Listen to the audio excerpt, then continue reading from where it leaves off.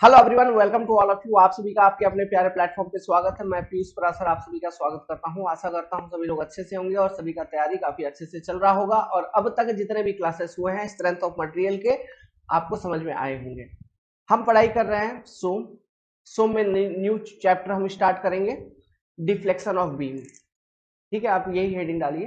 Basically इसमें slope and deflection हम पढ़ेंगे।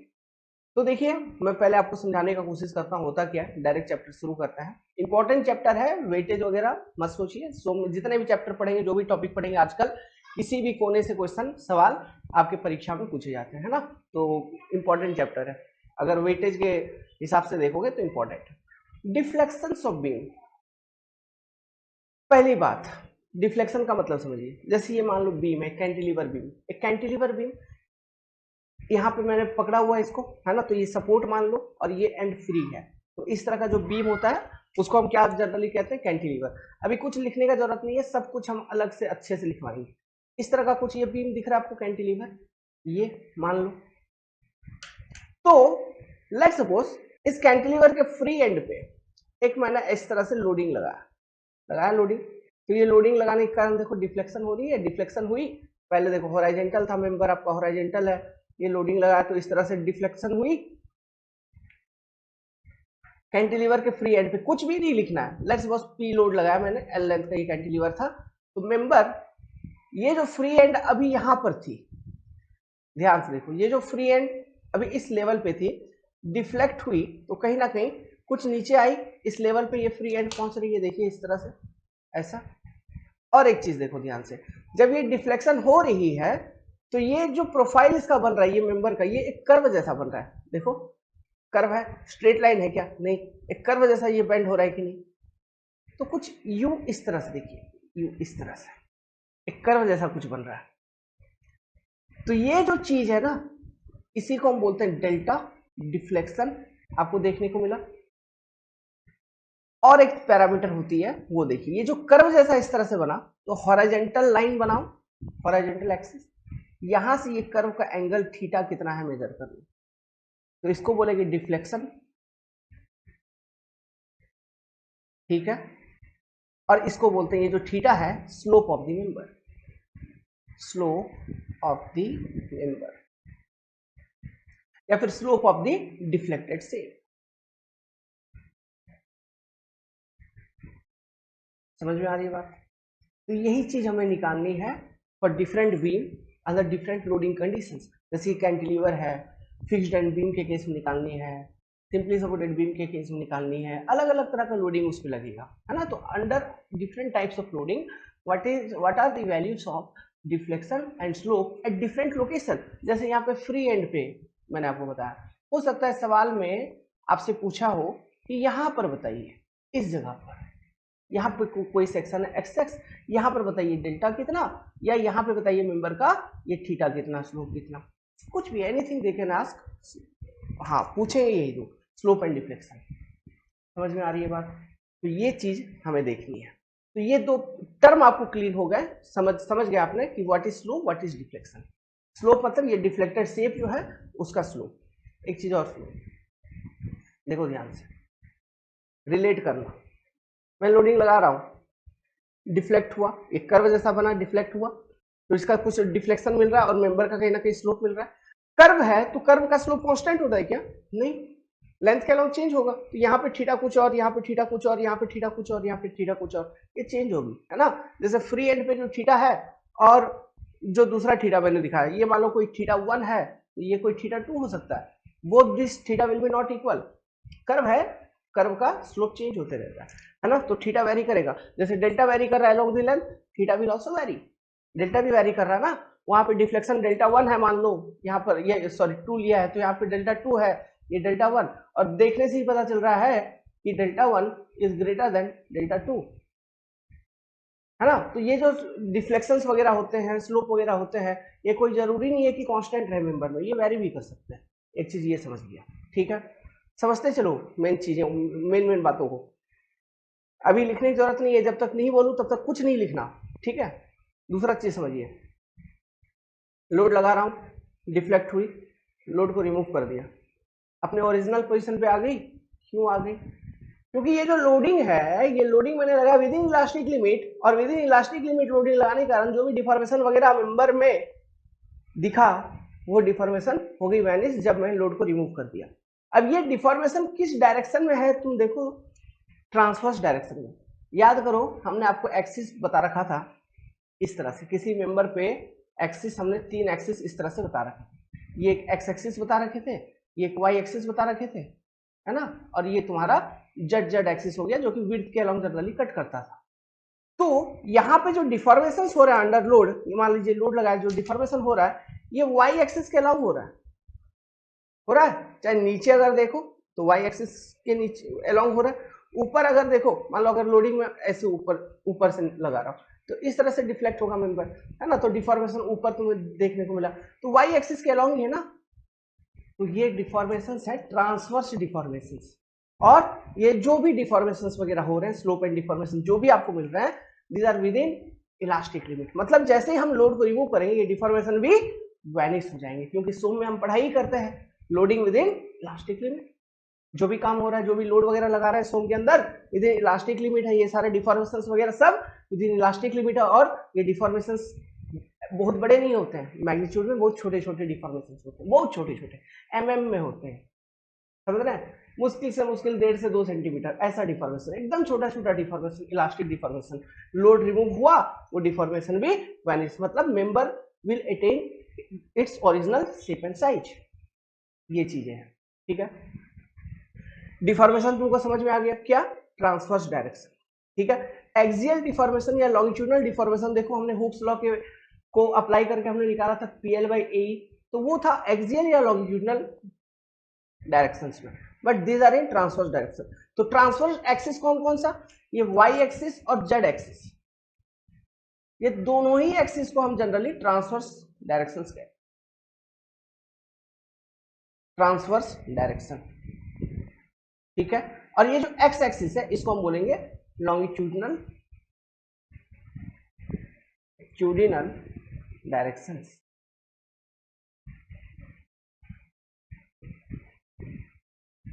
ठीक है, समझ गए बात को।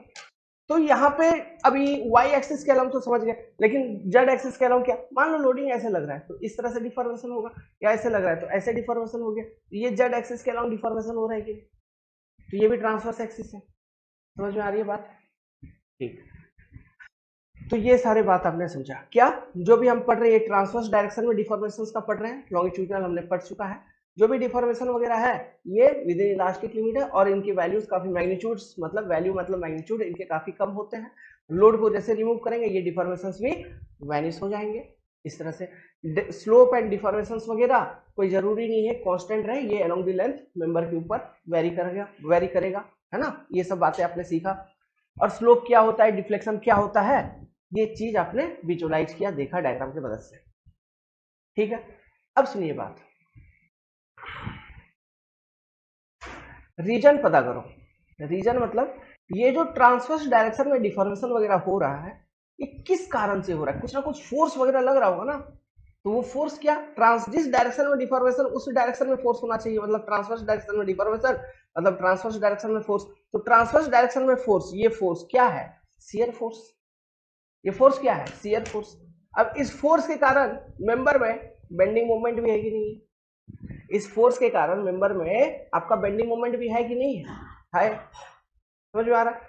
तो जो डिफॉर्मेशन होती है ट्रांसवर्स डायरेक्शन में ये दो कारणों से होती है, एक तो ये ट्रांसवर्स डायरेक्शन में जो डायरेक्ट फोर्स लग रहा है शियर फोर्स जिसको हम बोल रहे हैं, जैसे ये पी फोर्स यहाँ पे क्या मेंबर के लिए शियर फोर्स का काम कर रहा है। अब इसी पी फोर्स के कारण मेंबर में बेंडिंग मोमेंट भी है, इसका तुम एसएफडी बीएमडी दोनों बना सकते हो कि नहीं बना सकते हो, कैंटिलीवर का बन जाएगा, इस लोडिंग प्रोफाइल के करस्पॉन्डिंग बन जाएगा।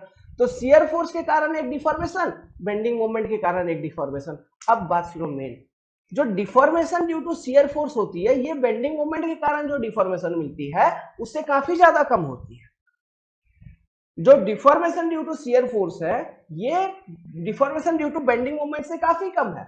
और तो और ये जो हम ओवरऑल डिफॉर्मेशन वगैरह पढ़ रहे हैं ये अपने आप में विद इन इलास्टिक लिमिट वाली चीजें हैं, मतलब इसका वैल्यू अपने आप कम है, मतलब deformation due to bending moment का भी वैल्यू अपने आप खुद में कम है। तो इसका मतलब क्या हुआ, मतलब ये हुआ कि we can ignore in all general cases we can ignore the deformation due to shear forces कुछ स्पेशल केस है जिसमें हम deformation due to shear force consider करते हैं, जैसे कि एक एग्जांपल है डीप बीम, तो वहां पे शियर का इफेक्ट काफी होता है, शियर डिफ्लेक्शंस काफी होता है, तो वहां पे हम कंसीडर करते हैं। लेकिन in all general conditions we ignore the deformations due to shear forces, we only consider that this deflection of beam या जो स्लोप आ रही है ये आ रही है ड्यू टू बेंडिंग मोमेंट। जैसे मान लो एक कोई सिंपली सपोर्टेड बीम है, इस पे यूडीएल लोडिंग है, इस तरह से बेंडिंग मोमेंट आई, इस तरह से बेंड कर गई डिफ्लेक्टेड से, तो ये बेंडिंग मोमेंट का इफेक्ट ज्यादा हम कंसीडर करते हैं as compare to shear deformations वगैरह।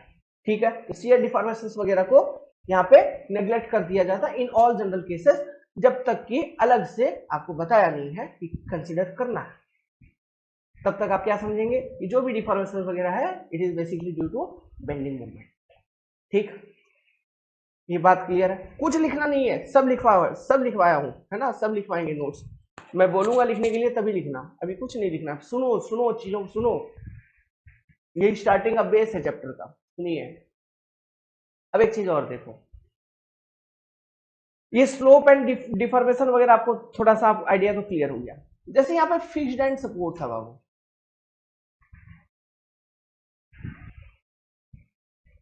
जैसे यहाँ पे आपका फिक्स्ड एंड सपोर्ट था, तो ये बताओ यहाँ पर fixed end, just at fixed end support, क्या यहाँ पे स्लोप थीटा मिलेगा? क्या यहाँ पे डेल्टा मिलेगा? मिल रहा है क्या? नहीं, डेल्टा इक्वल टू जीरो, यहाँ पे स्लोप भी जीरो, थीटा भी जीरो। कहने का मतलब है, ऊपर कहीं पर बना रहा हूं, यहाँ पर बना रहा हूं, देखो नियर फिक्स्ड एंड, ये मान लो फिक्स्ड एंड सपोर्ट है, ये आपका पहले मेंबर था हॉरिजॉन्टल ऐसा, आफ्टर डिफ्लेक्शन भी नियर फिक्स्ड एंड के आसपास मेंबर बस ऐसे हॉरिजॉन्टल निकलेगा, फिर कुछ दूरी के बाद सिर्फ डिफ्लेक्शन होना चालू होगा। मतलब नियर फिक्स्ड एंड आपको थीटा भी मेंबर का जीरो एंड डेल्टा भी मेंबर का जीरो। ये क्या है, ये क्यों हो रहा है? क्योंकि फिक्स्ड एंड पे देखो डेल्टा इक्वल टू जीरो, मतलब समझ रहे हो ना, यहाँ पे एक लोड लग रहा है पी, तो फिक्स्ड एंड पे रिएक्शन मिल गया, तो रिएक्शन के कारण मेंबर नीचे नहीं आएगा, अपने पोजीशन पे बना रहेगा। रिएक्शन मिल रहा है, वर्टिकल रिएक्शन मिल रहा है कि नहीं, सपोर्ट रिएक्शन, तो रिएक्शन है, इसलिए डेल्टा वहां पे जीरो है। सिमिलरली ये इस तरह से मेंबर रोटेट कर रहा है, देखो ये स्लोप जो मिल रहा है, स्लोप का मतलब क्या है, मेंबर पहले हॉरिजॉन्टल था, है ना, अब मेंबर में ऐसे लोडिंग आई तो मेंबर रोटेट कर रहा है, देखो रोटेट कर रहा है, रोटेशन। तो इसको रजिस्ट करने के लिए क्या, मूवमेंट, तो यहाँ पे मूवमेंट रिएक्शन भी मिलेगा आपको, यहाँ पे दो रिएक्शंस मिल जाएंगे, एक ऐसा ट्रांसवर्स रिएक्शन, एक मूवमेंट रिएक्शन। तो ये मूवमेंट रिएक्शन m जो मिल रहा है, इस कारण से थीटा जीरो, और ये जो वर्टिकल डायरेक्शन में ट्रांसवर्स रिएक्शन r मिल रहा है, इस कारण से आपका डेल्टा जीरो हो गया। तो ये जो कंडीशंस है ना, इसको हम बोलते हैं बाउंड्री कंडीशन। जैसे फिक्स्ड एंड सपोर्ट है तो वहां पर रिएक्शंस अवेलेबल है, इस कारण से डेल्टा थीटा जीरो, तो दिस आर दी, और ये फिक्स्ड एंड सपोर्ट है, बाउंड्री है ना, तो वहां पे जो कंडीशंस है उसको क्या बोलेंगे, बाउंड्री कंडीशंस।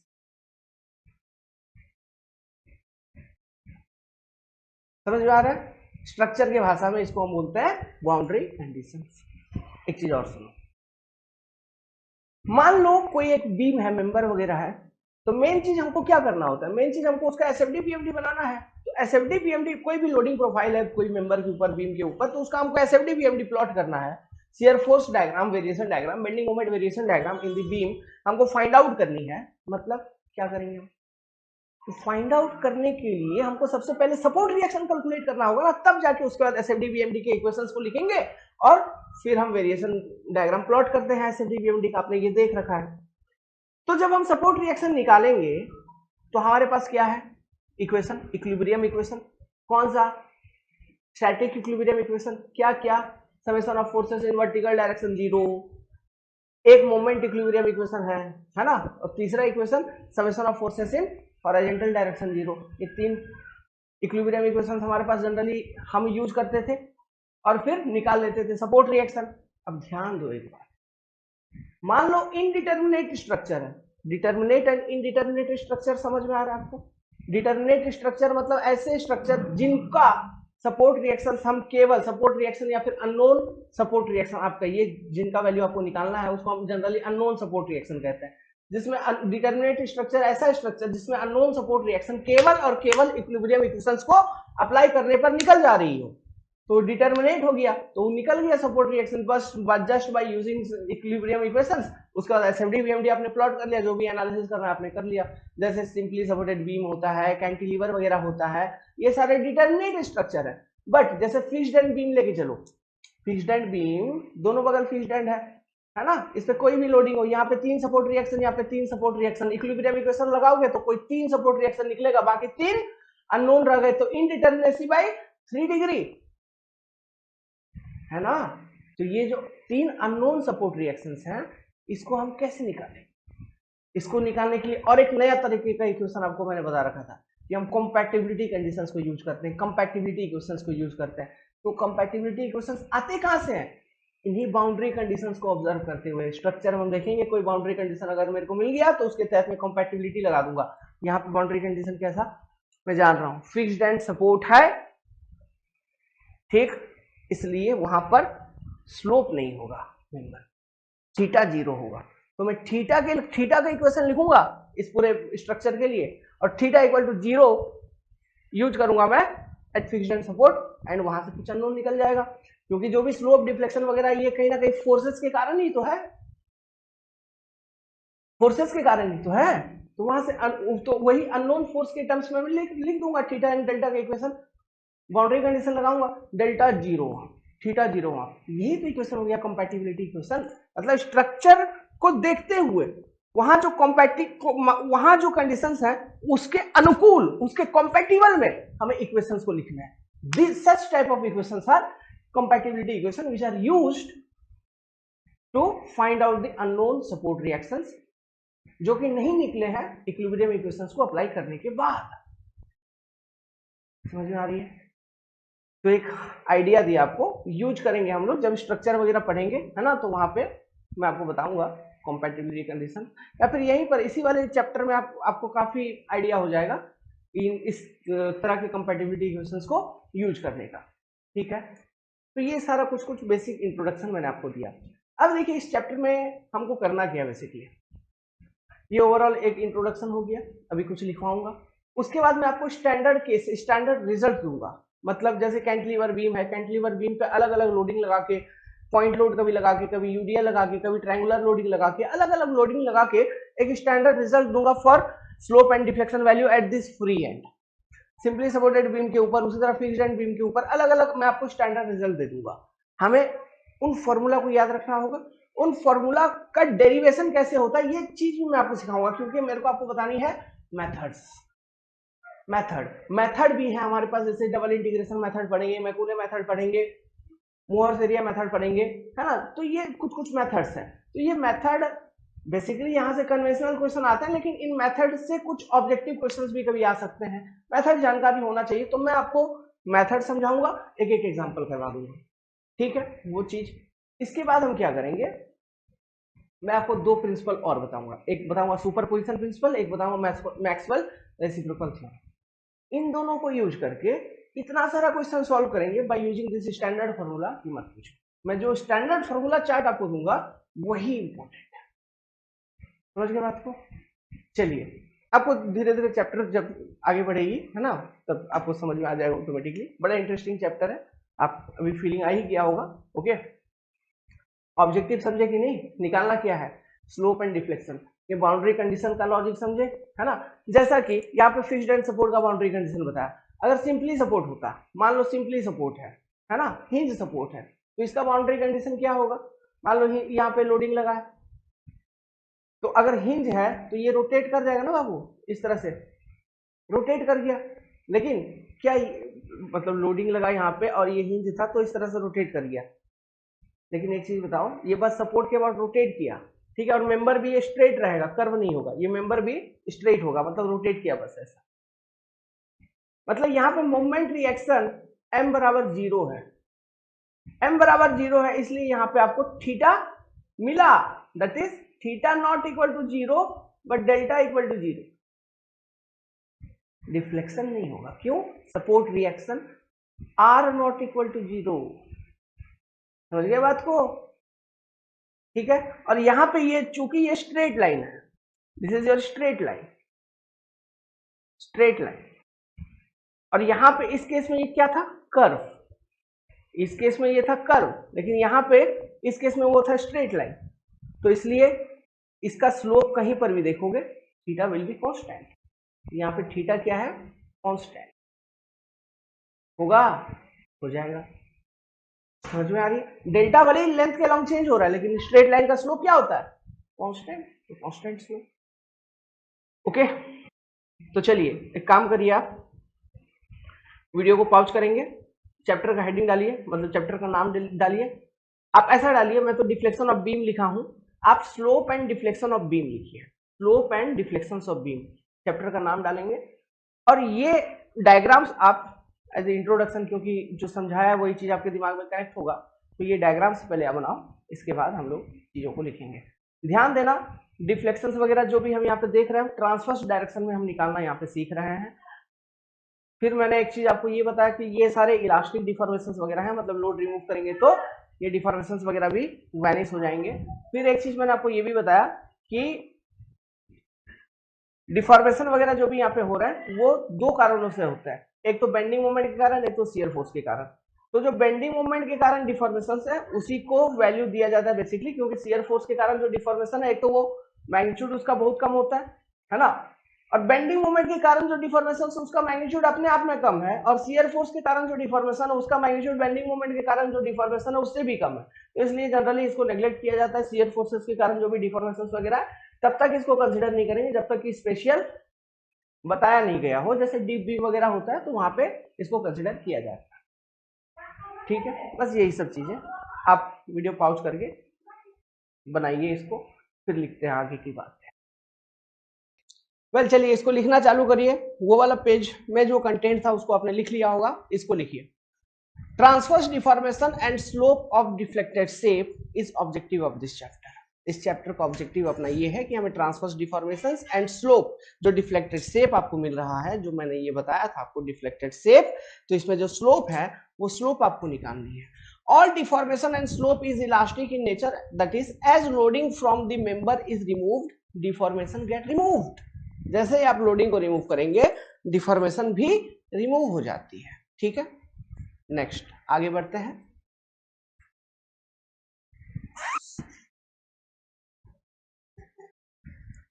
आगे लिखिए, ट्रांसवर्स डिफॉर्मेशन जो है लिखिए, जैसे जैसे मैं कह रहा हूं वैसे वैसे आपको लिखते चलना, इसी पैटर्न में लिखिए कॉपी में, है ना।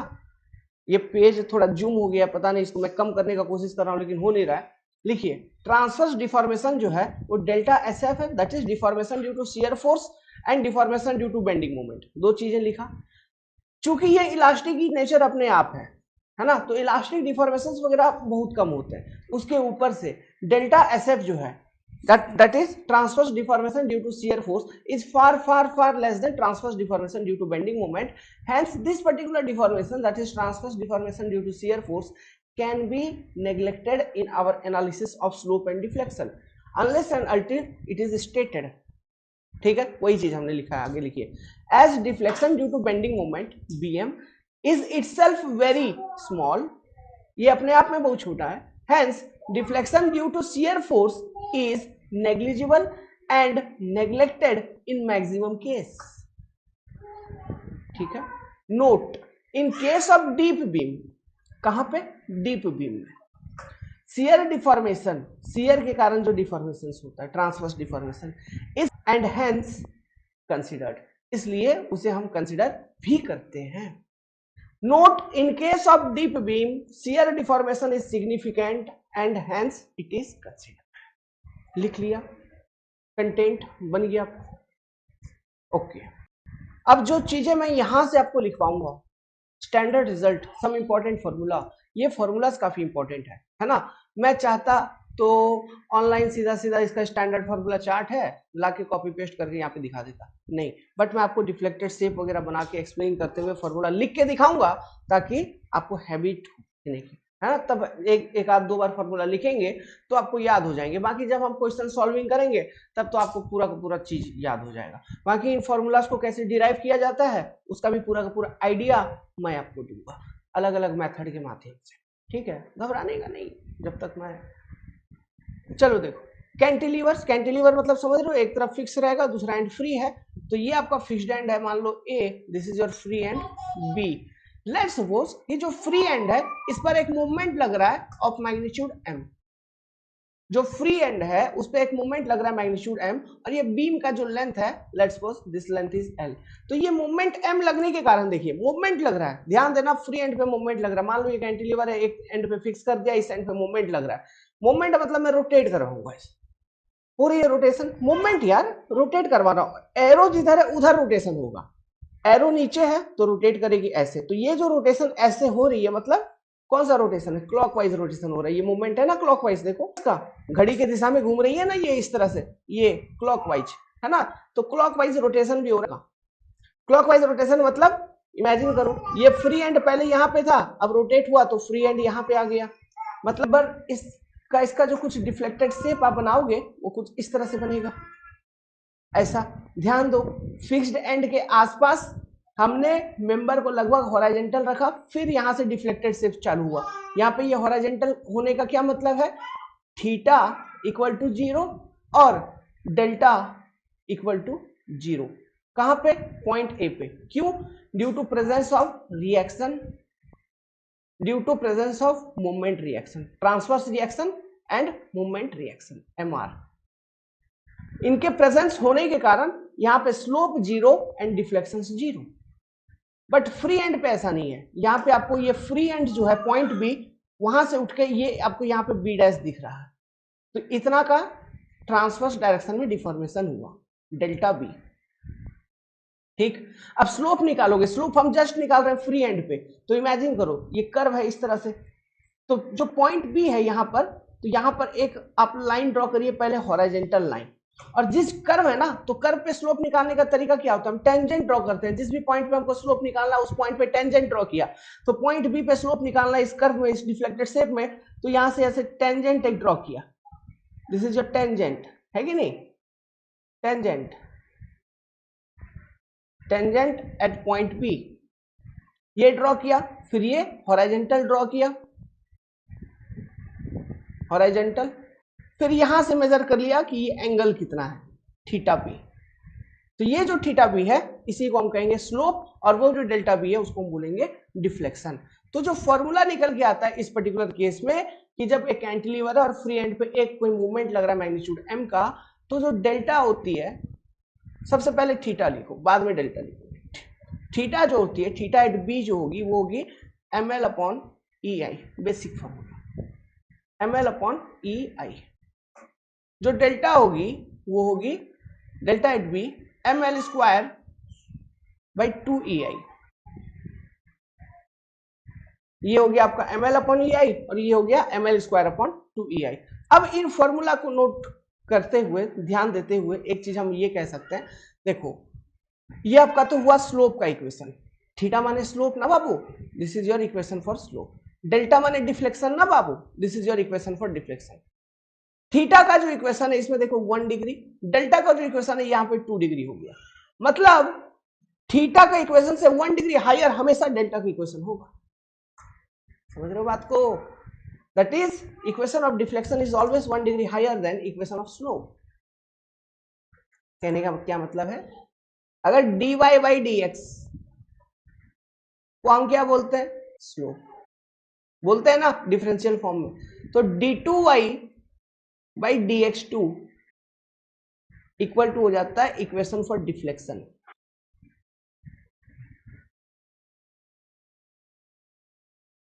समझ गए, स्लोप के इक्वेशन से 1 डिग्री हायर हमेशा होगा डिफ्लेक्शन के इक्वेशन। मतलब अगर स्लोप का इक्वेशन में अगर 2 है तो डिफ्लेक्शन के इक्वेशन में क्यूबिक होगा, 3 होगा। स्लोप का इक्वेशन में अगर 3 है, डिफ्लेक्शन के इक्वेशन में पावर 4 होगा। समझ रहे हो बात को, स्लोप का इक्वेशन से 1 डिग्री हायर हमेशा होगा डिफ्लेक्शन का इक्वेशन। ठीक, तो ये पहला केस नोट डाउन करिए, अच्छे से नोट डाउन करो, समझ में आया ना चीज, स्लोप एंड डिफ्लेक्शन। ओके, सब डायग्राम नोट डाउन करिए, पेज को वीडियो पॉज करिए, आराम से प्यार से नोट डाउन करो। अब कोई कुछ नहीं बोल रहा आपको, प्यार से नोट डाउन करिए, बहुत जरूरी है। समझते हुए नोट डाउन करो, बहुत जरूरी है। ठीक है, प्यार से नोट डाउन करो। चलिए आपने लिख लिया होगा। अब यहाँ पे सभी कैंटिलीवर्स ही हैं, सेम कैंटिलीवर। आपका फिक्स्ड एंड को हम हमेशा ए मान के चलेंगे, this is a, A A. Fixed end पे आपको मालूम है इस केस में स्लोप और डिफ्लेक्शन दोनों जीरो होंगे। सिंपली सपोर्टेड एंड होगा तो उसमें क्या होता है वो भी आपको मालूम है, बाउंड्री कंडीशन का आइडिया मैंने दे रखा था वीडियो की स्टार्टिंग में। डिफरेंट लोडिंग कंडीशंस को अप्लाई करते हुए फ्री एंड पे स्लोप एंड डिफ्लेक्शन की वैल्यू क्या होंगे वही फॉर्मूला अपने को लिखते चले, हमें वो याद रखनी है, ध्यान रखनी है। सभी का लेंथ है एल, है ना, सभी का लेंथ है एल, इसका भी एल, इसका भी एल, सबका L, L length.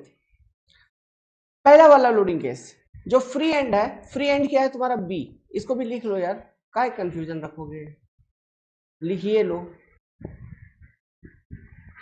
Free end पे लग रहा है एक point load P magnitude, free end पे पहले क्या लग रहा था मूवमेंट, अब क्या लग रही है पॉइंट लोड, तो इस कारण से थीटा एट बी क्या होगा, तो थीटा एट बी जो होगा वो होगा P L square by 2EI, समझ गए। और आपका डेल्टा एट बी क्या होगा, P L Q by 3EI।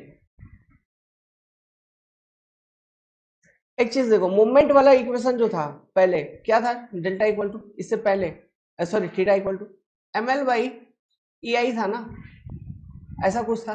तो यहाँ जो ये m आ रहा है जरा देखो ध्यान से, ये जो m आ रहा है क्या इसको मैं p इंटू एल एक मोमेंट लिख सकता हूं, इंटू एल है तो P L square by 2EI, समझ रहे बात को, तो रिलेट भी कर सकते हैं हम, ऐसा नहीं है। ओके, बाकी ये है उसका formula for slope at free end deflection at free end B पर। दूसरा कंडीशन, जैसे पॉइंट लोड यहाँ पे फ्री एंड पे लग रहा था, अब मैं क्या कर रहा हूँ पॉइंट लोड को फ्री एंड पे ना लगाते हुए यहाँ पर कहीं पे इंटरमीडिएट लोकेशन पे एक पॉइंट लोड पी लगाया, लेट्स सपोज ए डिस्टेंस हो गया ये और ये डिस्टेंस हो गया तुम्हारा बी। अब मैं पूछ वही रहा हूं, क्या पूछ रहा हूं, what is theta at B, और पूछ रहा हूं what is delta at B. Deflection at मेरे को फ्री एंड ही चाहिए, पॉइंट बी पे ही चाहिए, और स्लोप मेरे को पॉइंट बी पे ही चाहिए, लेकिन मैंने पॉइंट लोडिंग जो लगाया है वो at some distance A from the fixed end support हमने लगा दिया है। और आपको मालूम ही है ये चारों केसेस में delta at A equal to zero, theta at A equal to zero, क्यों, due to reaction, support reaction available there, इस कारण से वो जीरो हो जाएंगे, मतलब फिक्स्ड एंड पे बाउंड्री कंडीशंस। तो इस वाले केस में कैसे निकालोगे, तो देखो यहाँ पे एक कर्व बना के दिखा रहा हूं, इस कर्व को अंडरस्टैंड करना। फिक्स्ड एंड के आसपास से तो हॉरिजॉन्टल निकला, फिर डिफ्लेक्शन हुई कर्व जैसा, कहां तक, जहां तक में पॉइंट लोड है यहां तक डिफ्लेक्ट किया, इसके बाद यहां तक इतना डिफ्लेक्शन हो गया, इसके बाद कर्व नहीं होगा, जो भी स्लोप यहाँ पे अटेन हुआ है वही स्लोप के साथ एक स्ट्रेट लाइन चलेगी, ये वाला पोर्शन कर्व रहेगा आपका, this portion is your curve and this portion is your straight line. अब सुनो ध्यान से बात, देखो तो ये जो कर्व वाला पॉइंट है, लेट्स सपोज इसको मैं सी पॉइंट कहता हूं, है ना, सी पॉइंट कहता हूं, मतलब सॉरी जहां पे ये पॉइंट लोड लग रहा है उसको मैं कह दिया पॉइंट सी। तो यहां पर at point this particular point C, यहां पर जो स्लोप है थीटा सी, क्या यही सेम स्लोप आपका ये पॉइंट बी पे देखने को मिलेगा, यहां पर भी स्लोप जो थीटा बी होगा it will be nothing but it will equal to theta at C. तो थीटा एट सी का वैल्यू क्या होगा, P A square by 2EI, ध्यान से देखना, P A square by 2EI will be theta at C which is nothing but equal to slope at B, क्यों, this is straight line, तो वहां पे जो स्लोप है उस वही स्लोप पे ये पूरा स्ट्रेट लाइन रहा, समझ रहे हो बात को। अब हम निकालेंगे डिफ्लेक्शन एट बी, मेरे को बतानी है डेल्टा एट बी इस फ्री एंड पे, तो फ्री एंड पे डेल्टा, तो डेल्टा एट सी, यहां पे डेल्टा एट सी मिला, ये वाला पोर्शन भी डेल्टा एट सी है प्लस दिस डेल्टा, तो इसको मान लिया मैंने डेल्टा वन, तो ये डेल्टा वन इक्वल टू क्या होगा, ये वाला पोर्शन, ये डेल्टा वन इक्वल टू, ध्यान से देखो ये स्ट्रेट लाइन है, वो हॉरिजॉन्टल लाइन, और यहाँ पे स्लोप एंगल आपको थीटा सी दिख रहा है, तो ये डेल्टा वन का वैल्यू मैं theta C into this length b कह सकता हूं, तो delta at b will be nothing but delta at c plus delta one which is equal to, delta at c equal to कितना होगा, deflection at point c p a cube by 3EI plus theta C into B. Theta C का value तुमको मालूम कितना, P A square by 2 EI। तो overall deflection का, ये slope का हो गया इधर, है ना, ये डेल्टा का लिख रहा हूं, तो overall deflection at B, delta at B का ओवरऑल फॉर्मूला क्या बन जाएगा, P A cube by 3 EI। एक इंपॉर्टेंट कॉन्सेप्ट है ये, है ना, plus slope theta C P A square by 2 EI into B. Same pattern में आ गया ना, पी ए क्यूब मतलब लेंथ का क्यूब, तो यहां पर पी ए स्क्वायर लेंथ का स्क्वायर इंटू बी तो लेंथ का क्यूब, है ना, दोनों ऐड हो जाएंगे, ओवरऑल डेल्टा निकल जाएगा आपको फ्री एंड पे। इस तरह से निकाला जाता है, यही ध्यान रखना है, वो कर्व है, ये स्ट्रेट लाइन है, और कर्व के एंडिंग पे जो स्लोप रहेगा, कर्व के एंडिंग पे जो स्लोप रहेगा वही स्लोप फिर पूरे स्ट्रेट लाइन में कैरी हो जाएगी। ठीक है, नोट डाउन करिए इसको। नेक्स्ट, तो ये तो हुआ second type of loading. Third loading, मान लो पूरे मेंबर के ऊपर यूनिफॉर्मली डिस्ट्रीब्यूटेड लोड लग रहा है, मैग्नीट्यूड कितना, W किलो न्यूटन या न्यूटन पर मीटर, इस तरह का लोडिंग लग रहा है। अब पूछा जा रहा है आपसे कि theta at B and delta at B का वैल्यू क्या होगा। तो इस केस में जो आपको थीटा एट बी मिलेगा वो मिलेगा WL³ by 6 EI। Delta at B जो मिलेगा ये मिलेगा WL4 बाई 8 EI। अच्छा, ये EI मतलब क्या है आपको मालूम है तो, व्हाट इज दिस EI? ये EI को हम क्या कहते हैं, फ्लेक्सुरल रिजिडिटी, फ्लेक्सुरल रिजिडिटी, ठीक है, this EI is nothing but, इसको हम कहते हैं flexural rigidity, that is strength against bending, आप ऐसे कह लीजिए। तो ये यूनिफॉर्मली डिस्ट्रीब्यूटेड लोडिंग का केस है। अब मैं आपको बताता हूं यूवीएल, यूनिफॉर्मली वेरिंग लोड, मतलब ट्रायंगुलर लोडिंग। तो ध्यान देना, ट्रायंगुलर लोडिंग इस तरह का ट्रायंगल मैंने बनाया, मतलब ये जो ट्रायंगल है इस तरह से ट्रांसवर्स लोडिंग है, ट्रायंगल जो इस तरह से बना है, इसमें ध्यान देना, यहां पर मैग्नीट्यूड है 0, कहां पर, फ्री एंड पर, और सपोर्ट पे, फिक्स्ड एंड सपोर्ट पे जो मैग्नीट्यूड है वो है W kilo newton per metre, और इस तरह से ये लोडिंग वेरी कर रही है। अब इस केस में फ्री एंड पे, डेल्टा एट बी में पूछ रहा हूं, फ्री एंड पे, तो ये होगा तुम्हारा WL³ by 24 EI। Theta, sorry, theta at B हो गया, डेल्टा एट बी ये हो जाएगा आपका WL4 upon 30 EI, WL30 EI। ये बहुत इंपॉर्टेंट फॉर्मूला है, ये वाला केस तो कितना बार पूछा है, ये सीधा सीधा पूछ लेता है, कौन सा, ये ट्रायंगल वाला क्यों होता है, क्यों कंफ्यूजन होगा। देखो, ट्रायंगल एक तो ऐसा मैंने बनाया इस तरह का, जिसमें जो पूरा पूरा का पूरा लोडिंग का मैग्नीट्यूड है वो फिक्स्ड एंड पे है और फ्री एंड पे 0 इंटेंसिटी है ट्रायंगुलर लोडिंग का। तो ऐसे केसेस में ये आपने निकाला। अभी मान लीजिए ऐसा हो कि फ्री एंड पे ही पूरा का पूरा लोडिंग है और फिक्स्ड एंड पे 0 है, तो उल्टा ट्रायंगल भी हो सकता है ना, तो उस केस में भी थीटा एट बी और डेल्टा एट बी कितना पूछता है। तो ये फॉर्मूला जो निकल के आती है दोनों केस के लिए अलग अलग निकल के आती है, और उसी में लोग कंफ्यूज हो जाते हैं। वो वाला केस मैं अभी आपको बताने जा रहा हूं, लेकिन उससे पहले इन सब चीजों को, ये सारे जितने भी केस हैं, इसको अच्छे से ध्यान से देखते सुनते समझते हुए अपने सूझबूझ के साथ लिख लीजिए कॉपी पे। अब देखिए, एक स्पेशल केस मैं बता रहा हूं कैंटिलीवर में। जैसे कि अभी जो ट्रायंगल हमने सॉल्व किया, अभी हम दूसरा ट्रायंगल सॉल्व करते हैं, मतलब ऐसा हो, तो इसके लिए क्या करेंगे, यहाँ पे W kilo newton per metre का मैग्नीट्यूड का आपको लोडिंग है, इस तरह से लोडिंग है डाउनवर्ड, और फिक्स्ड एंड पे 0, और ये एंड ए, ये एंड बी, और तुमको डेल्टा थीटा एट बी और डेल्टा एट बी चाहिए। कैसे निकालोगे, एक सिंपल सा लॉजिक देता हूं, सुनो बात। जैसे कैंटिलीवर पे, इससे पहले हम क्या करेंगे, इमेजिन करो कैंटिलीवर पे यूडीएल एक्ट कर रहा है। कैंटिलीवर पे यूडीएल का मतलब पूरे कैंटिलीवर पे एक मैग्नीट्यूड का यूडीएल लग रहा है, और वो मैग्नीट्यूड कितना, W kilo newton per metre, पूरे कैंटिलीवर पे लग रहा है। मतलब W kilo newton per metre कहने का मतलब ये W सेम है, वो पूरे कैंटिलीवर पे लग रहा है, समझ में आ रहा है, W kilo newton per metre. इसमें से अगर हम ये वाला ट्रायंगल घटा दें, देखो ये कैंटिलीवर पे ये वाला ट्रायंगल अगर हम घटा दें, एक मिनट, देखो अब कैंटिलीवर पे यूडीएल लग रहा है, एल लेंथ का कैंटिलीवर है, सेम एल लेंथ का कैंटिलीवर है, ये end B, this is B, तो इसके कारण delta B, sorry theta B, delta B मालूम, फ्री एंड पे क्या होगा अभी तो बताया formula, due to UDL, due to this type of triangular loading theta B और डेल्टा बी मालूम। तो इसमें से अगर इस वाले ट्रायंगल को हटा दूंगा तो बचेगा क्या, ऊपर वाला ट्रायंगल, तो इसके करस्पॉन्डिंग का थीटा बी डेल्टा बी निकल जाएगा। इस तरह से भी हम जुगाड़ लगा के निकाल, बुझाया, नोट इट डाउन, निकाल लोगे, ठीक है। यूडीएल के कारण क्या है फॉर्मूला लिखवाया था ना भाई अभी, देखो इसमें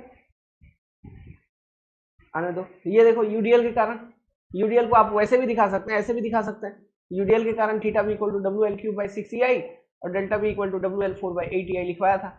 इस तरह के ट्रायंगुलर लोडिंग के लिए थीटा बी डेल्टा बी लिखवाया था, बस घटाना एक दूसरे को, खत्म, गेम ओवर, समझ रहे बात को, इस तरह से। या फिर और कोई ऐसा लोडिंग डायग्राम आ गए जिस कारण से जिसका डायरेक्ट फॉर्मूला नहीं है अपने पास, उसके लिए मैं आपको मेथड बताऊंगा ना, उन मेथड को अप्लाई करके, जैसे स्ट्रेन एनर्जी मेथड वगैरह हो गया, मोहर्स एरिया मेथड हो गया, उन मेथड को यूज करके डायरेक्टली निकाल लेंगे, है ना, इसलिए मेथड्स भी हमको पढ़ना है। ये तो कुछ स्टैंडर्ड फॉर्मूला है, आप ये मान के चलिए कि आपका 80% ऑफ क्वेश्चन जो है, 80 क्या, जैसे ऑब्जेक्टिव एमसीक्यू टाइप का है, जिस एग्जाम को आप अटेम्प्ट करेंगे मैक्सिमम, ये कौन सा एग्जाम अटेम्प्ट करेंगे, स्टेट एई या जेई एग्जामिनेशन से अटेम्प्ट करेंगे, जहाँ पर बीटेक या कुछ अलावा हो, या कोई भी स्टूडेंट आप हो, अपने हिसाब से एई या जेई एग्जामिनेशन आप अटेम्प्ट करोगे अधिक से अधिक, तो उसमें मैं बोलूं तो 90% ऑफ क्वेश्चन, 90 या 95 ले लो, 95% ऑफ क्वेश्चंस आपको इन स्टैंडर्ड फॉर्मूला से, और जो दो मेथड में आपको लास्ट में बताऊंगा, superposition and Maxwell reciprocal theorem का यूज, उनको यूज करके बन जाएगा। चार बस 5% का क्वेश्चन जो है वो मेथड, कौन सा मेथड किस केस में अप्लाई होगा नहीं होगा, या स्ट्रेन एनर्जी मेथड पर बेस्ड एक आध दो छोटा मोटा स्ट्रेन एनर्जी निकालने का, या फिर उस पर बेस्ड छोटा मोटा न्यूमेरिकल, वो भी थोड़ा अच्छे क्वेश्चंस में से इंक्लूड कर दिए जाएंगे, समझ रहे बात को, मैक्सिमम सारा का सारा सवाल यहीं से आपका सॉल्व होगा डिफ्लेक्शन का, ठीक है। तो इसलिए ये स्टैंडर्ड फॉर्मूला वाला जो पोर्शन है काफी इंपॉर्टेंट है। तो ये कैंटिलीवर के कुछ स्टैंडर्ड केसेस थे। अब हम जाएंगे दूसरे तरह के बीम के ऊपर, चलिए चलते हैं सिंपली सपोर्टेड बीम के ऊपर। पहले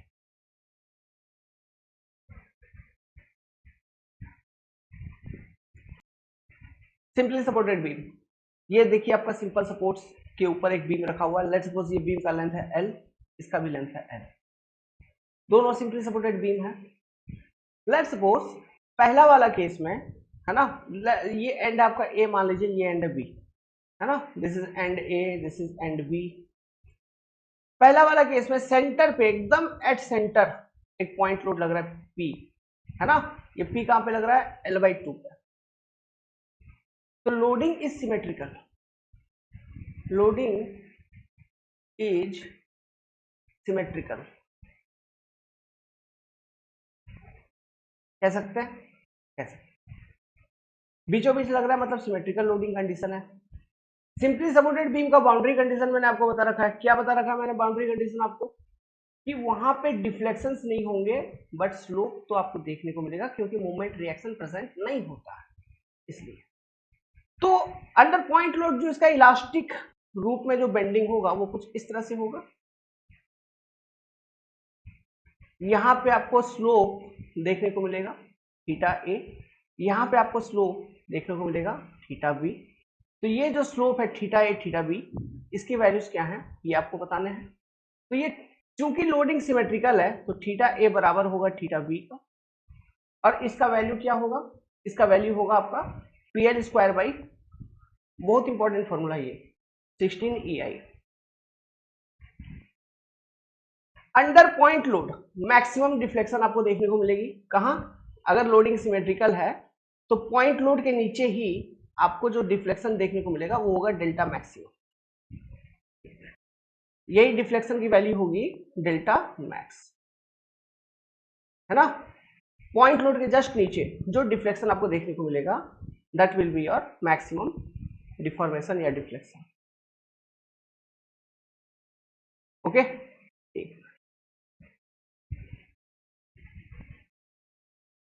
समझ गए, this is your delta max. तो ये डेल्टा मैक्स का जो वैल्यू है ये कितना होगा, ये होगा PL³ बाई 48 EI। आपने बहुत जगह ये फॉर्मूला देख रखा होगा। EI क्या है, फ्लेक्सुरल रिजिडिटी। जो पॉइंट लोड लग रहा था कैसे लग रहा था, सिमेट्रिकली, मतलब ये L/2 ये डिस्टेंस L/2। तो ये हो गया पहला केस। दूसरा case, let's suppose point load unsymmetrically लग रहा है, अनसिमेट्रिकली लग रहा है। लेट्स सपोज यहाँ पर ऐसे कुछ इधर पॉइंट लोड लग रहा है यहाँ पर। This distance is A, this distance is B, and this is your point load P acting। ये आपका बीम का centre, this is your centre, मान के चलिए सेंटर मतलब ये L/2 है, ठीक है। अब इस केस में डिफ्लेक्टेड से कुछ इस तरह से आपको देखने को मिलेगा, ऐसा, हाँ, इस तरह से कुछ आपको डिफ्लेक्टेड से देखने को मिलेगा। यहाँ पे स्लोप हो गया थीटा ए, ये देखो ध्यान से ऐसे एक,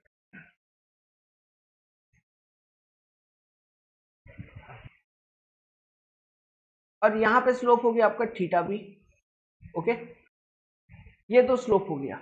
नाउ डेल्टा का जो वैल्यू है वो आपको दो डेल्टा यहाँ पे पूछ सकता है क्वेश्चन में। एक तो deflection under this point load, ये एक डेल्टा पूछ सकता है। दूसरा डेल्टा मैक्सिमम कहाँ होगा। तो ध्यान देना, जब भी अनसिमेट्रिकल लोडिंग होगी, जब भी अनसिमेट्रिकल लोडिंग होगी इस तरह से, जैसे पॉइंट लोड जो लग रहा है L/2 के उधर लग रहा है ना, तो अनसिमेट्रिकल लोडिंग है। तो जब भी डेल्टा मैक्सिमम होगा वो हमेशा सेंटर और पॉइंट लोड जब वो एक्ट कर रहा है उनके बीच में होगा कहीं पर। अब कहाँ होगा वो निकाल लेंगे, इक्वेशंस को यूज करके हम बता देंगे, वो निकाल लेंगे, लेकिन हमेशा यही होगा। कहाँ पर होगा, सेंटर और पॉइंट लोड के बीच में कहीं ना कहीं आपको मैक्सिमम डिफ्लेक्शन देखने को मिलेगा। और इस केस में चूंकि loading is unsymmetrical, theta A will be not equal to theta B, ठीक है। तो थीटा ए का फॉर्मूला क्या होगा, थीटा ए का फॉर्मूला हो जाएगा आपका PAB L+B बाई 6 EIL। इसी तरह से थीटा ए का क्या फॉर्मूला हो जाएगा, सॉरी थीटा बी का क्या फॉर्मूला हो जाएगा, PAB रहेगा L+A 6 EIL। इंपॉर्टेंट है फॉर्मूला, याद रखना। Delta that is deflection under point load, PA²B² 3 EIL। Delta max PB, delta max का जनरली यहाँ पे इस केस में पूछता नहीं है, लेकिन फिर भी इक्वेशन याद रखना तो सीधा कभी L² - B² 3/2 divided by 9√3 EIL।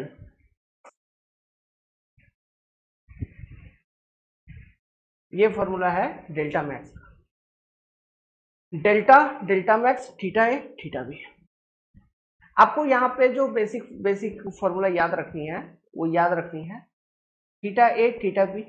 तो इन दोनों में से किसी एक का याद रखोगे, उसी जैसा दूसरा बना के लिख दोगे। याद रखनी है deflection under point load. Maximum deflection का वैल्यू याद रखने की जरूरत नहीं है, जो हम मेथड्स बताएंगे उन मेथड को यूज करके निकाल सकते हो। ऐसे जनरली मैक्सिमम डिफ्लेक्शन पूछता नहीं है, लेकिन फिर भी अगर चाहो तो याद रख सकते हो, ठीक है। PB bracket L² - B² root 3/2 by 9√3 EIL। This is your delta max value. Delta max कहाँ होगा, जैसे अनसिमेट्रिकल लोडिंग, पॉइंट लोड और सेंटर के बीच, ठीक है। Delta max under unsymmetrical loading, एक नोट बना के लिखिए, इसको लिखिए, इसके बाद एक नोट लिखिए, इसके बाद एक नोट लिखिए position of delta max, position of delta max when loading is unsymmetrical, position of delta max when loading is unsymmetrical always occur between point load and mid of the section। always occur between point load and mid of the section. Position of delta max when loading is unsymmetrical always occur between point load and mid of the section. इसको लिखने के बाद ये note लिखिएगा. Position of delta max always occur between point load and mid of the section under unsymmetrical loading. या फिर position of delta max when the loading is unsymmetrical always अगर between point load and mid of the section. ठीक है, exam में objective question ये चीज पूछा जा सकता है आपको statement as a statement. Okay, तो make a note of it. Very important formula ये वाला डेल्टा मैक्स का PL क्यूब अपॉन 48 EI. बहुत इंपॉर्टेंट फॉर्मूला है, बहुत बार एग्जाम में पूछे जा चुके हैं. ओके अब बहुत लोगों को कंफ्यूजन होगा, सर वहां पे डेल्टा में तो PL क्यूब है, यहाँ पे तो आप PA स्क्वायर B स्क्वायर मतलब लेंथ पावर 4. अरे नीचे भी तो L है EIL, तो एक लेंथ नीचे से ऊपर से कैंसिल तो होगा ना. ठीक है, A प्लस बी बराबर तो L है, यहाँ पे A plus B equal to L तो हो ही रहा है ना. Okay, note it down. तीसरा केस, सिंपली सपोर्टेड बीम है ऑफ लेंथ L जिसपे एक यूडीएल लग रहा है W kilo newton per metre का. ये तो सिमेट्रिकल लोडिंग है ना यूडीएल. अच्छा एक चीज मैं बताता हूँ, सिंपली सपोर्टेड बीम जैसे यहाँ पे दोनों सपोर्ट मैंने हिंज दिखा रखा है. जनरली होता है कि जो हम थ्योरेटिकली सिंपली सपोर्टेड बीम दिखाते हैं, एक सपोर्ट मेरा हिंज होता है और दूसरा सपोर्ट रोलर होता है. आप इसको रोलर बना सकते हैं. इससे पहले वाले डायग्राम में भी यही करिए, एक सपोर्ट को हिंज रखिए, दूसरे को रोलर बना दीजिए. ठीक है, रोलर मतलब ऐसे ये बीम गया ऐसे गोल ये, और एक तरफ इधर. This is your actual simply supported beam theoretically. ठीक है, और दिस ये जो बीम बना है ये भी सिंपली सपोर्टेड है लेकिन प्रैक्टिकली. ठीक है, ये जो मैंने डायग्राम आपको दिखाया दोनों बगल इस तरह का ही, this is practical and this is theoretical simply supported beam. Clear to you all? Okay, तो आप इस चीज को लिख सकते हैं. ये कंसेप्ट मैं बताता हूँ बेसिकली जब स्टील पढ़ाता हूँ, जब भी तो स्टील में स्टार्टिंग यही कंसेप्ट से करता हूँ कि थ्योरेटिकल और प्रैक्टिकल सिंपली सपोर्टेड बीम के बीच में डिफरेंस क्या है. ठीक है, तो आप वहां पर भी बना लीजिएगा. ओके, तो ये सिंपली सपोर्टेड बीम है और यूडीएल लग रही है, तो इस सिमेट्रिकल लोडिंग है ही ये. तो यहाँ पे ये मान लो थीटा ए, ये थीटा बी, ये theta B, this is your theta A, this is your theta B. Support A support B. Delta आपको मैक्सिमम देखने को मिलेगा सेंटर पे. सिमेट्रिकल लोडिंग है तो सेंटर पे मैक्सिमम डिफ्लेक्शन डेल्टा मैक्स. तो थीटा ए बराबर होगा थीटा बी का, बिकॉज लोडिंग इज सिमेट्रिकल. और इसकी वैल्यू कितनी होगी, WL cube, sorry WL cube by 24 EI. ठीक है, और डेल्टा मैक्स का वैल्यू क्या होगा, बहुत इंपॉर्टेंट फॉर्मूला है, 5/384 WL4 अपॉन EI. कहां पे हो रही है ये डेल्टा मैक्स, सेंटर पे. ओके, सेंटर पे. अब सुनो next, simply supported beam of length L. यहां एक मोमेंट लग रहा है M, यहां पर भी एक मोमेंट लग रहा है M. लेकिन ध्यान दो, नेचर देखो, ये वाला मोमेंट कैसा है, क्लॉकवाइज, वो एंटी क्लॉक है ना. एक तरफ क्लॉक एक तरफ एंटी क्लॉक मोमेंट लग रहा है.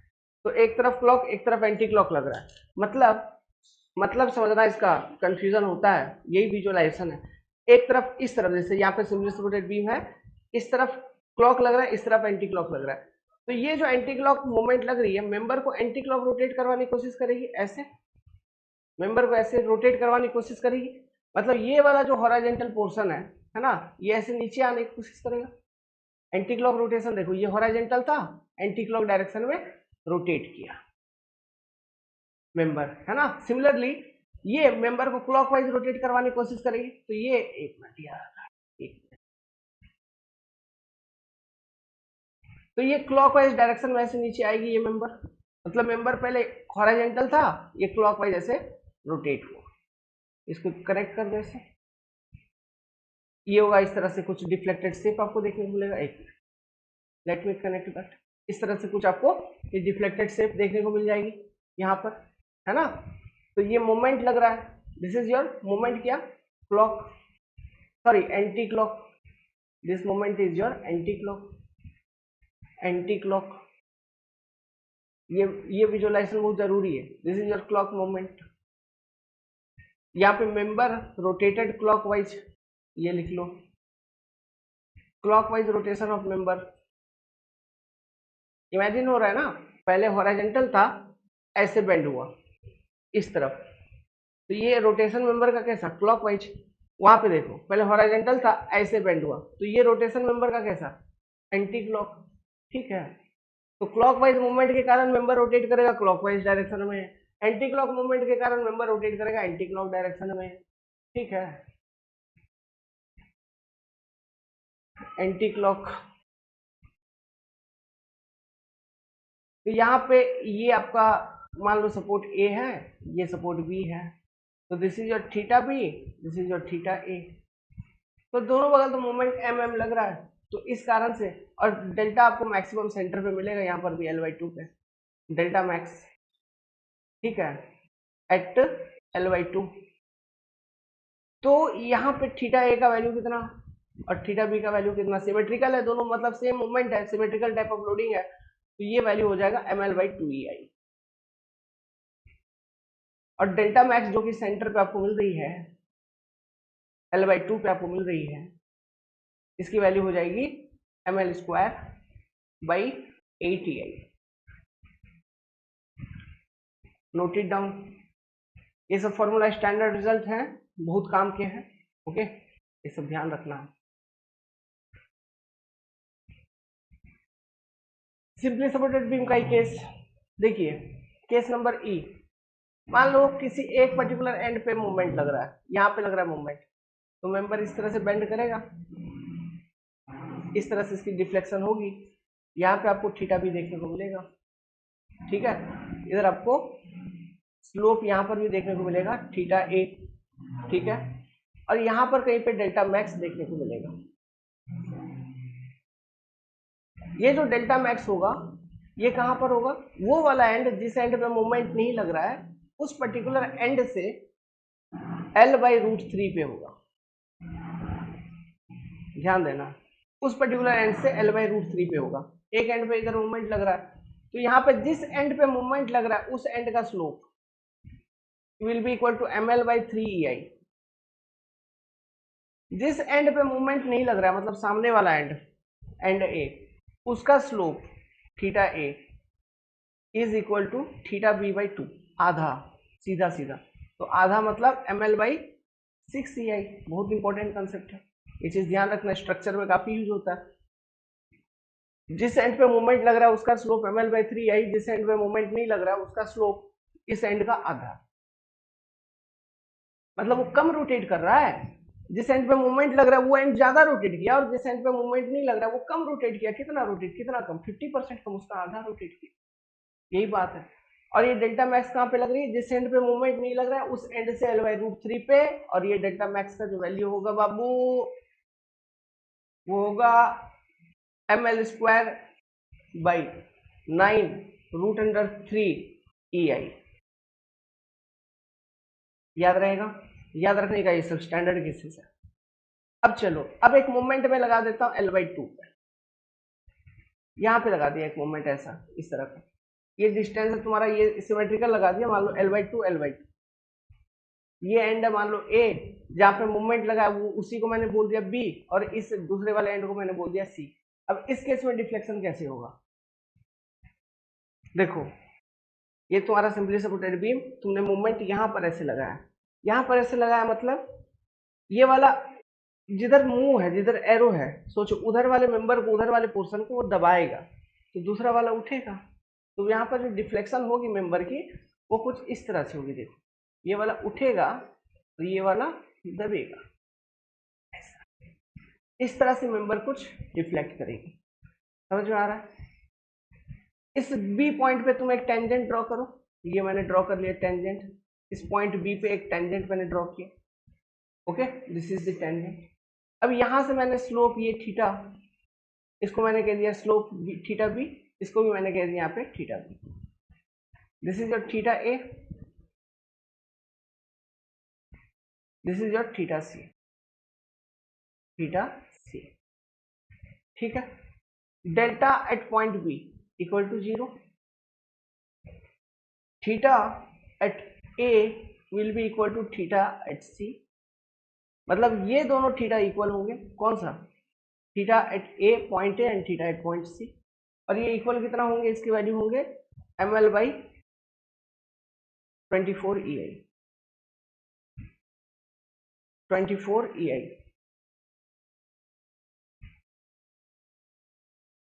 थीटा एट बी जो आपको मिलेगा ये मिलेगा ml बाई 12 EI।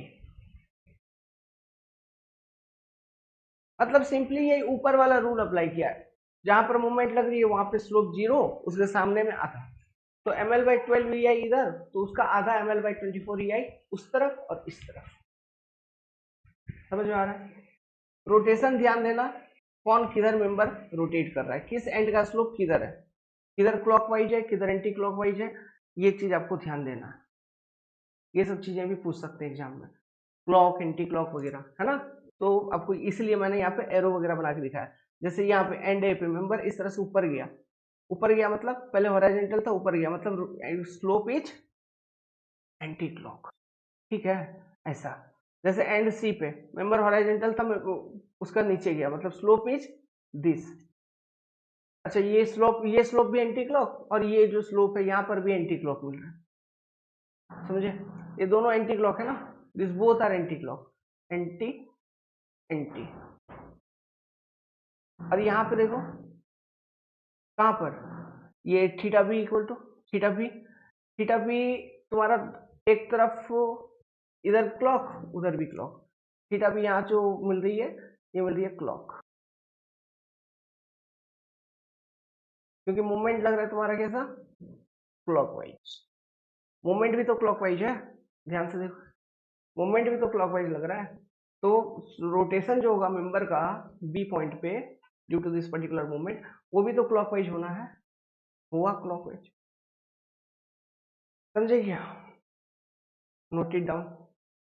ये सारे केसेस थे तुम्हारे सिंपली सपोर्टेड बीम के, अच्छे से नोट करो सभी फॉर्मूला को, बहुत जरूरी है, एग्जाम में पूछेंगे। कहाँ डेल्टा मैक्स हुआ ये चीज देख लिए, यहाँ पे डेल्टा बी इक्वल टू 0 ये भी देख लिया, ओके वेल ठीक।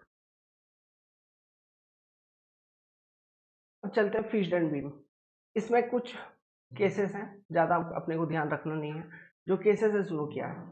जैसे पहला वाला केस, मान लो सेंटर पे पॉइंट लोड लग रहा है पी, तो इसके कारण जो मेंबर फिक्स्ड एंड बीम है, जो इसका डिफ्लेक्शन होगा फिक्स्ड एंड के आसपास तो ऐसा हॉरिजॉन्टल रहेगा मेंबर, फिक्स्ड एंड के आसपास तो हॉरिजॉन्टल रहेगा, फिर ये डिफ्लेक्शन आई, फिर सपोर्ट तक पहुंचते पहुंचते हॉरिजॉन्टल हो जाएगा। क्यों, यहाँ पे क्या हुआ, थीटा आपका 0 हो गया, थीटा इक्वल टू 0, तो theta A and theta B दोनों 0 due to fixed end because moment reaction is present, delta तो वैसे भी 0 है, तो यहाँ पर केवल आपको एक मैक्सिमम डिफ्लेक्शन मिलेगा, डेल्टा मैक्स। और ये जो डेल्टा मैक्स आपको फिक्स्ड एंड बीम के केस में मिल रही है, this delta max here is equal to PL cube by 192 EI, और इसी को अगर मैं सिंपली सपोर्टेड बीम के कंपैरिजन में बताऊं तो it is 1/4 of delta simply supported beam. इसी सेम केस में सिंपली सपोर्टेड बीम मतलब point load at centre L/2 पे पॉइंट लोड आपका एक्ट कर रहा है P मैग्नीट्यूड का, तो सिंपली सपोर्टेड बीम अगर होता तो वहां पे कितना था PL क्यूब बाई 48 EI, तो 48 इंटू 4 करेंगे तो 192 आ जाएगा, it is what 1/4 of delta SSB। Same in case of UDL देख लो आप, तो यही रिलेशनशिप पूछता है ना। तो यूडीएल में भी डिफ्लेक्शन कैसा, एंड पे तो स्लोप वगैरह 0 होगा इसका, इस तरह से कुछ ये डिफ्लेक्ट कर जाएगी, यहाँ पे थीटा 0 इधर भी थीटा 0, तो यहाँ पे आपको मिला डेल्टा मैक्स, सेंटर पे मिलेगा डेल्टा मैक्स, और ये जो डेल्टा मैक्स यहाँ पे आपको मिलेगी, this particular delta max is equal to WL4 sorry by 384 EI, 384 EI which is nothing but 1/5 of delta in same case for simply supported beam। Simply supported beam में क्या था 5/384 WL4/EI, तो यहाँ पे क्या हुआ WL4/384 EI, तो it is what 1/5 of delta S S B, simply supported beam, note it down. तो यही पूछते हैं यहाँ पे थीटा, तो theta A and theta B 0 है ना। और एक चीज देखो, जहां पे आपको स्लो डिफ्लेक्शन मैक्सिमम मिल रहा है, जो डिफ्लेक्टेड शेप है, जैसे मेंबर यहाँ हॉरिजॉन्टल था, ये डिफ्लेक्ट हो रही है, इस तरह से डिफ्लेक्ट की मान लो, तो डिफ्लेक्टेड शेप में जहां पर आपको मैक्सिमम डेल्टा मिल रहा है, जहां डेल्टा मैक्स मिल रहा है, उस जगह पे जो डिफ्लेक्टेड शेप है वो जाके हॉरिजॉन्टल हो जाता है। एग्जैक्टली उसी जगह पे देखेंगे तो डिफ्लेक्टेड शेप हॉरिजॉन्टल हो गया, उसके अगल बगल देखेंगे तो उसमें कर्व आपको दिख रहा है, लेकिन जहां पे डेल्टा मैक्स मिल रहा है वहां पे हॉरिजॉन्टल, मतलब जहां पे डेल्टा मैक्स मिल रहा है वहां पे थीटा इक्वल टू 0। ये कंडीशन भी एक तरह का बाउंड्री कंडीशन है, इसको नोट डाउन कर लो, ठीक है। स्टार पॉइंट मार के एक साफ साफ लिख देता हूं, इसको एक नोट डाउन कर लेना बगल में, theta equal to 0 at delta max location slope is 0 as deflected shape is horizontal there, deflected shape is horizontal there।